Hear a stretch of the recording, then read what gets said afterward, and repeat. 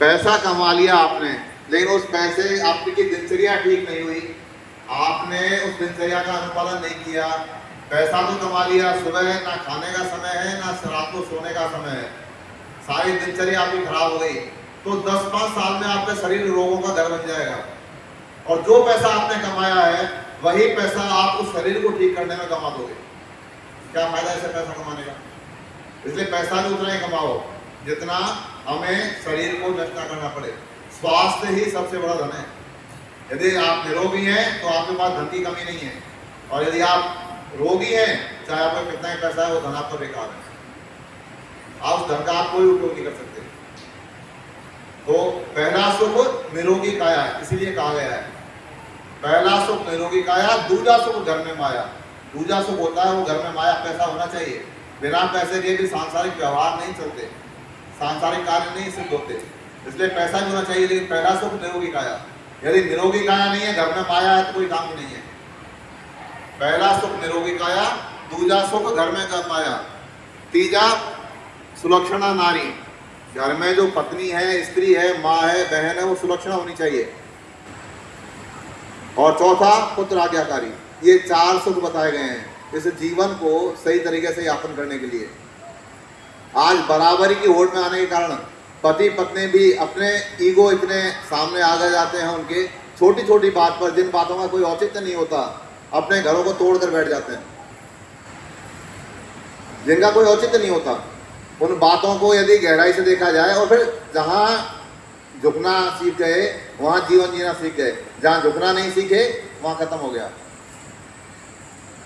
झुकते वही हैं जिनमें जान है, अकड़ना तो मुर्दों की पहचान है।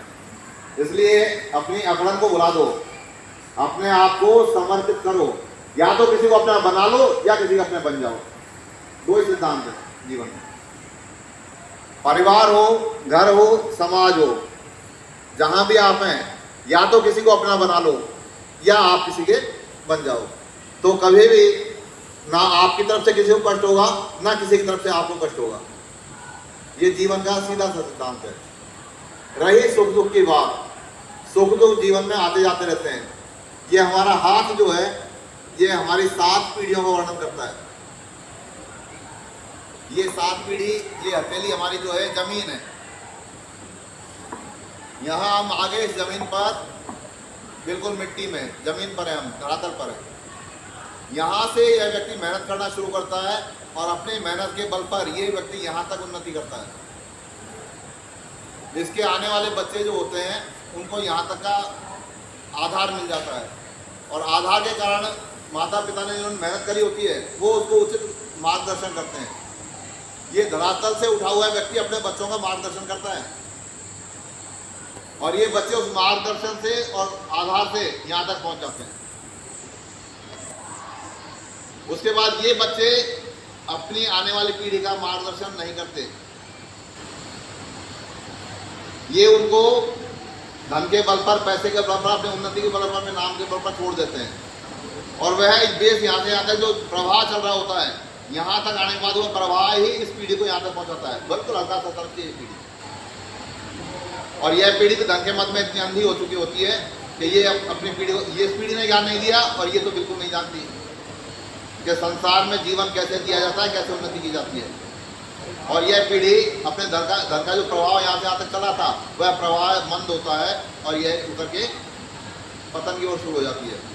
यहाँ थोड़ा कम पतन होता है, यह पीढ़ी कुछ नहीं जानती, इसने इसको कुछ नहीं बताया, इसने भी इसको कुछ नहीं बताया, और ये अपने उसी माता पिता का अनुकरण करते हुए खर्च हुए रहते हैं, कमाई खत्म हो जाती है, और ये यहाँ आ जाती है।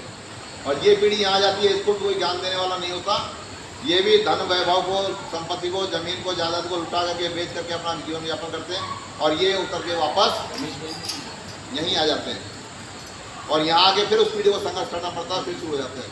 अपने आसपास के जीवन में, अपने परिवारों में इसको देखो आप दृष्टांत को, पहली पीढ़ी, दूसरी पीढ़ी, तीसरी पीढ़ी, चौथी पीढ़ी, 5वीं पीढ़ी, 6ठी पीढ़ी, और ये 7वीं पीढ़ी। यह स्थिति समाज की बनी हुई है। हम इसको जानते हैं, हम इसको जानते हैं, और जानने के बावजूद भी हम कुछ नहीं कर पाते। इसलिए हमें यह प्रयास करना चाहिए हमेशा कि धन चाहे जितना हमारे पास हो जाए, बच्चों को संस्कारित अवश्य करें। और संस्कारित करने के लिए यदि हमारे पास समय नहीं है, मुझे लगता है मैं अपने बच्चों को जो बात कहूँगा, मेरे बच्चे मेरी बात को आसानी से नहीं मानेंगे। तो किसी भी ऐसे संस्थान में, बहुत सारे संस्थान ऐसे हैं जैसे गायत्री शक्तिपीठ है, ऐसे ही और बहुत सारे संस्थान हैं, आप अपने बच्चों को वहाँ भेजिए। लेकिन वहाँ आप तब भेज पाओगे तब पहले आप उनके बारे में कुछ जान पाओगे। इसलिए पहले अपने आप को जोड़िए, अपने आप को जोड़ने के बाद में मनन कीजिए और बच्चों को उन संस्थानों में भेजिए।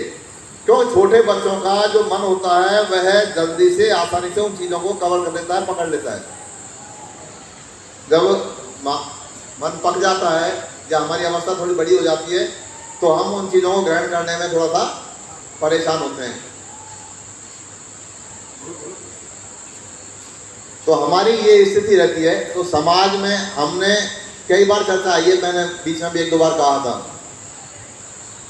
बाइबल पढ़ने वालों के पास एक बाइबल है, वो उसको पढ़ लेते हैं और वो तर्क देते हैं अपने धर्म के बारे में। कुरान वाले कुरान पढ़ लेते हैं, तर्क देते हैं अपने धर्म के बारे में। हम अपने धर्म ग्रंथों को नहीं पढ़ पाते, हमें वो जिस तरह बरला देते हैं, राम ने ये किया था गलत किया, कृष्ण ने ये किया गलत किया था, कृष्ण ऐसा था वो ऐसा था। कृष्ण के बारे में कह देते हैं 16,108 रानियां थी। एक ईसाई नन ने कह दिया था कोर्ट में कि कहाँ, ये शायद इंग्लैंड की या किसी देश की बात में, उस देश का नाम जान नहीं आ रहा, उसने केस कर दिया था इस्कॉन संस्था पर। इस्कॉन संस्था पर कर दिया 16,108 रानियां थी कृष्ण की, और ये गलत संदेश हमारे समाज में फैला रहे हैं। कोर्ट में केस हुआ, इस्कॉन के जो संत थे वो संत कोर्ट में गए, कोर्ट में जाकर के उनके सामने ये सवाल रखा गया, पेशी हुई उनकी, तो उन्होंने कहा बोले ठीक है 16,108 रानियां थी कृष्ण की, लेकिन कृष्ण अद्वितीय थे, कृष्ण भगवान थे। वो 16,108 रानियों के अलग अलग महल थे और 16,108 रानियों के साथ वो हर महल में हर रानी के साथ रहा करते थे। कोई साधारण पुरुष रह सकता है क्या? उन्होंने बचपन की अवस्था में ही, बचपन में पूतना ताड़का जैसी राक्षसों का वध किया था।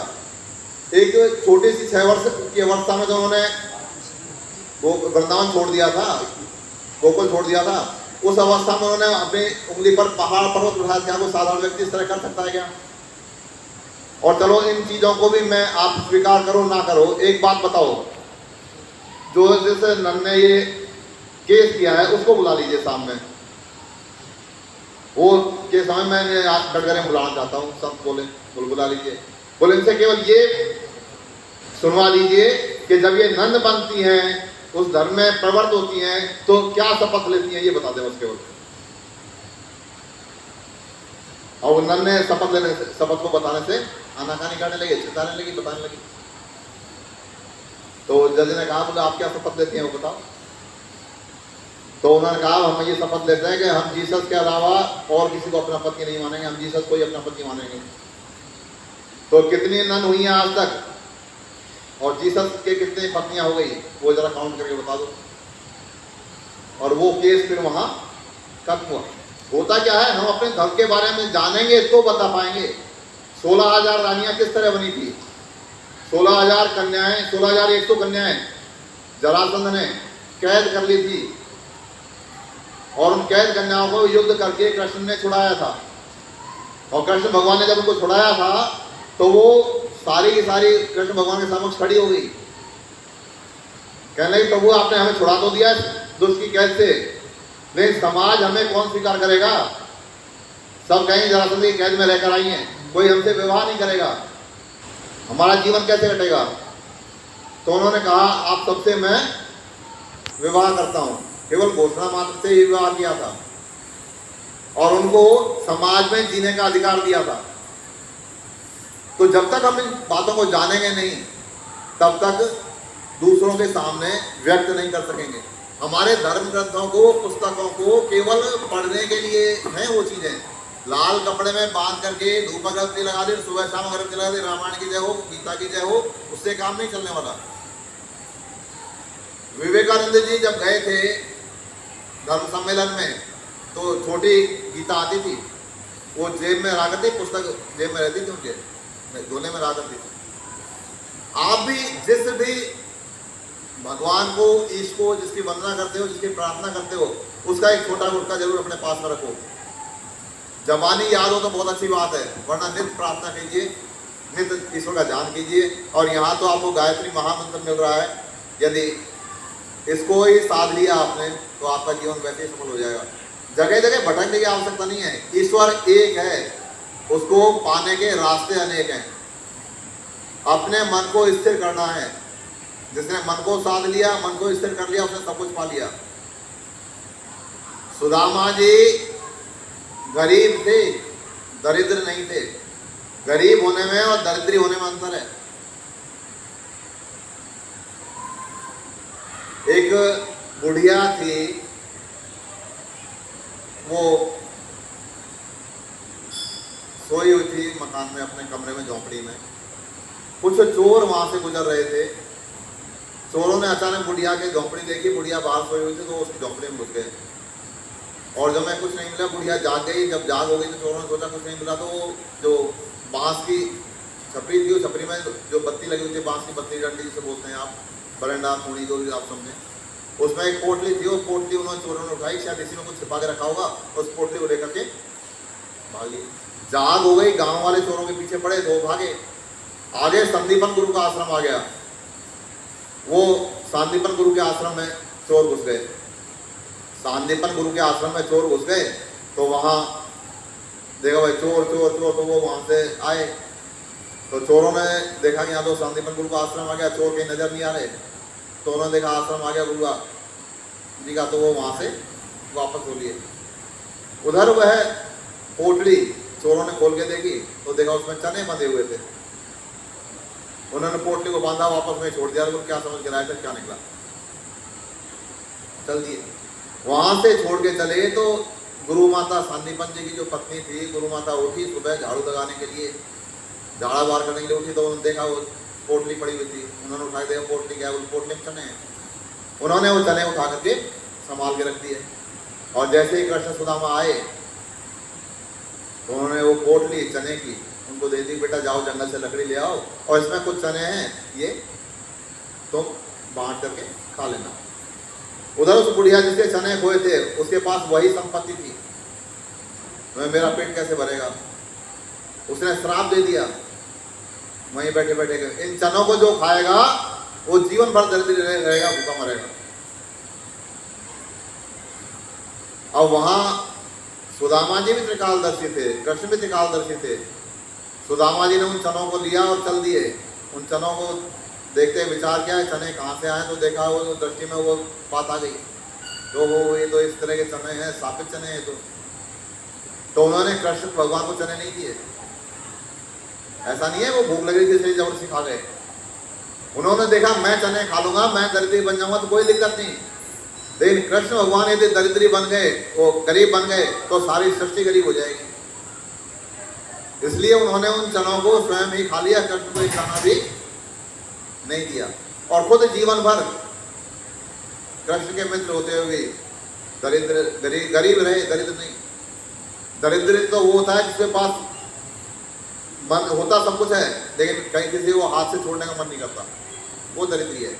और गरीबी वो है कि जिसके पास जो कुछ भी है वह भी वह दूसरों के लिए समर्पित कर देता है, वो गरीब है। जिसके पास संसाधन कम है, लेकिन जिसके पास संसाधन होते हुए वो कुछ नहीं कर सकता, वो दरिद्र है। तो ये कहानी हमें जो है, छोटी छोटी बातें जब हम पढ़ते हैं ग्रंथों को, तो हमें जानकारी प्राप्त होती है। और जानकारी प्राप्त होना है बड़ी चीज है। ज्ञान कहीं भी आपके पास चल के नहीं आता, आपके पास केवल सूचनाएं आ सकती हैं। आज समाज में सूचनाएं आपके चारों ओर भरी पड़ी हैं।